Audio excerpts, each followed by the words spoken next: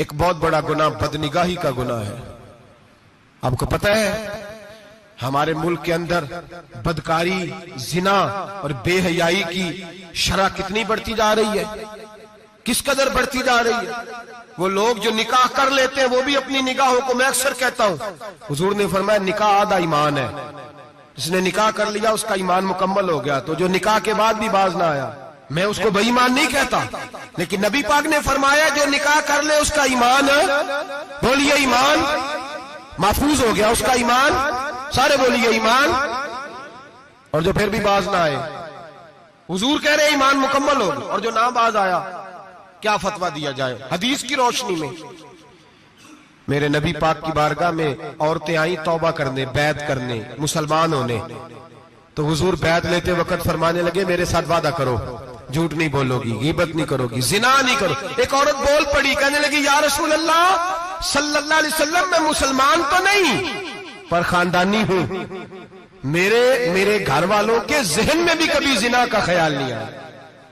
ہم تو اسے خاندانوں کے وقار کے خلاف سمجھتے ہیں. روز بری نظر سے کسی کو دیکھنا اور کسی کے بارے میں غلط باتیں، ناراض نہ ہونا.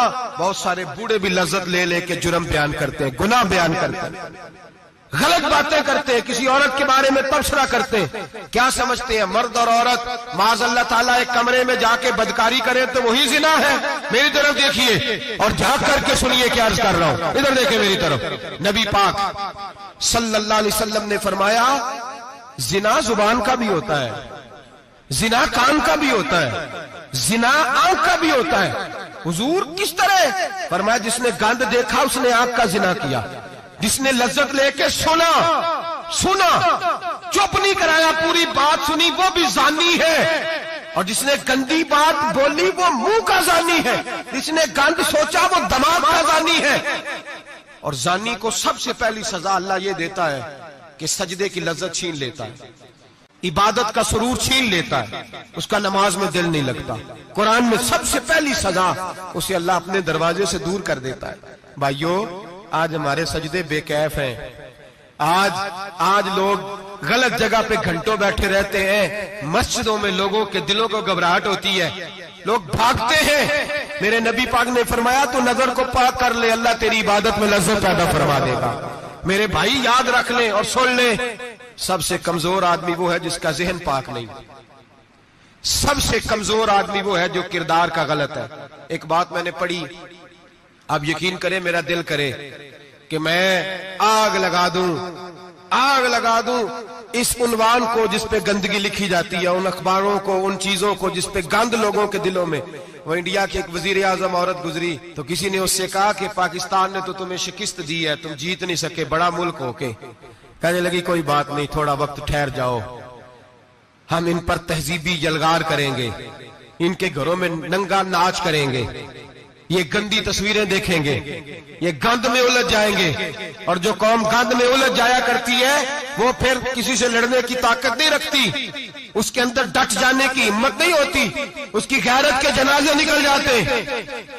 دل کرتا ہے جل جائے وہ جل جائے جہاں سے برائی پھیلتی، تباہ ہو جائے وہ علاقے جہاں سے گند ہوتا ہے. لوگ گند کی کمائی کھاتے ہیں، گند کی. ایکٹروں کے ساتھ کھڑے ہو کے فوٹویں کھچاتے ہیں اور گناہ پہ فخر کرتے ہیں. اور گندے لوگ کہتے ہیں اللہ کا فضل ہے ہم گند پھیلا رہے ہیں، ثم معاذ اللہ. لوگ گناہ پہ فخر کرتے ہیں چوکوں چوراہوں میں.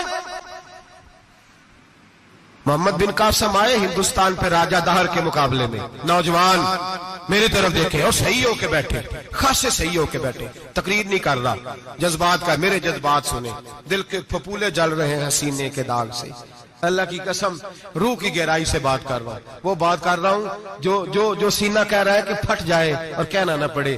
قرآن و حدیث پڑھتے ہیں اور پھر اپنا حال دیکھتے ہیں تو لگتا یہ ہے کہ عذاب قریب آ گیا ہے، لگتا ہے زمین پھٹنے والی ہے، آسمان گرنے والا، لگتا ہے قریب آ گیا ہے سارا کچھ. سمجھے کیا عرض کر یہ بات اگر آپ سمجھ گئے تو قیمت وصول ہو گئی. اس کو سمجھ گئے تو سمجھ لیں آپ کے مزاج کے اندر اللہ نے تبدیلی پیدا کر دی. محمد بن قاسم 18 سال کا جوان، ایک عورت کی عزت پر راجہ دہر ہندو نے حملہ کیا، محمد بن قاسم بچانے آئے. جب ہندوستان آئے فوج تھوڑی تھی، علاقہ تھوڑا تھا، راجہ دہر کی فوج بہت زیادہ، اور پھر اپنا عرب چھوڑ کے یہاں آ کے ہندوستان میں اس کے علاقے میں اس پہ حملہ کرنا، حالات خراب تھے۔ محمد بن قاسم پریشان ہے۔ ایک بزرگ نے دیکھا، کہنے لگے پریشان کیوں ہو؟ کہنے لگا سوچتا ہوں علاقہ بھی اس کا، فوج بھی اس کی، میرے فوجیوں کو تو رستوں کا بھی نہیں پتا، کیسے جنگ کریں گے، کدھر سے آئیں گے، اور پھر ہمیں زبان بھی نہیں آتی، کیسے کام ہوگا، ڈر رہا ہوں۔ 2-4 دن گزرے تو محمد بن قاسم اشاش بشاش ہو گئے۔ وہ بزرگ کہنے لگے خیر ہے، بڑے مطمئن ہو گئے ہو؟ کہنے لگے بس راجہ دہر ہم سے مقابلہ نہیں کر سکتا، راجہ دہر ہمارے مقابلے میں کھڑا نہیں ہو سکتا، وہ گرا کے گرا، وہ لڑکھڑایا کے لڑکھڑایا، ریزہ ریزہ ہو جائے گا۔ کہا آپ کو کیسے خوشخبری مل گئی؟ کہنے لگے مجھے پتا چلا ہے کہ راجہ دہر ذہن کا گندا ہے، وہ تو چچا کی بیٹی کو نہیں چھوڑتا، ماموں کی بیٹی کو نہیں چھوڑتا، خالہ کی بیٹی کو گندی نظر سے دیکھتا ہے۔ جس کا ذہن گندا ہوتا ہے وہ کسی کا مقابلہ نہیں کر سکتا، ہمیں فتح ہوگی، فتح، وہ گرے گا۔ وہ بزرگ کہتے ہیں میں سمجھ گیا کہ واقعی سے فتح ہوگی۔ آج کشمیر کیوں آزاد نہیں ہو رہا، فلسطین میں آگ کیوں لگی ہوئی ہے؟ مسلمان جب تک ذہن کا گندا ہے کمزور ہے، جب تک ذہن کا ناپاک ہے کمزور ہے۔ حضرت سعد بن ابی وقاص رضی اللہ تعالیٰ عنہ فرمایا کرتے تھے اللہ مسلمان کی مدد اتنی دیر تک کرتا رہتا ہے جتنی دیر تک مسلمان کا ذہن صاف رہتا ہے، کردار پاک رہتا ہے۔ آج اس لیے معاشرے میں لگی ہے، نوجوانوں تم کہتے ہو کامیابیاں نہیں ملتی، اسے کیسے کامیابی مل سکتی ہے جس کا ذہن ہی صاف نہیں؟ وہ کیسے دنیا کی بازی جیت سکتا ہے جس کی نگاہ ہی پاک نہیں؟ وہ کیسے آگے بڑھ سکتا ہے جس کے کردار میں پاکیزگی نہیں؟ اپنے آپ کو پاک کر لو، اللہ ہر مشکل میں تمہاری مدد فرمائے گا، ہر رستے میں تمہاری مدد فرمائے گا۔ اور میں نے کہا جب آدمی ناپاک ہوتا ہے تو رب کریم اس سے عبادت کی لذت چھین لیتا ہے، اور اللہ کی سب سے بڑی سزا یہ ہے کہ کسی کو سجدہ نہ لمبا کرنا دے۔ رب کریم سب سے زیادہ اس سے ناراض ہے جس کو قرآن پاک کے کھولنے کی توفیق نہ ہو۔ سب سے زیادہ رب کریم اس شخص سے ناراض ہے جو اللہ کی بارگاہ میں جھکنے کی لذت چھوڑ جائے۔ میرے نبی پاک سید عالم علیہ السلام کے صحابہ لمبی عبادتیں کرتے تھے، لمبی۔ کسی نے کہا تھا روم کے بادشاہ تھے کہ یہ مسلمان فاتح کیوں ہو جاتے ہیں؟ تو اس نے